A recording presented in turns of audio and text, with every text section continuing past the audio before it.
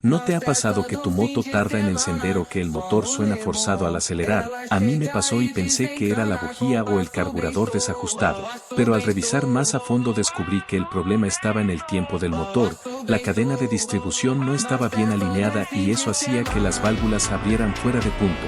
Con el curso online de mecánica de motos aprendí paso a paso cómo ajustar el tiempo del motor correctamente, alinear las marcas del cigüeñal y el árbol de levas y dejar todo sincronizado para que el encendido fuera perfecto.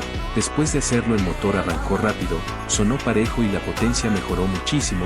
Si yo pude, tú también puedes. Haz clic en el enlace de mi perfil para conocer todos los detalles del curso online de mecánica de motos.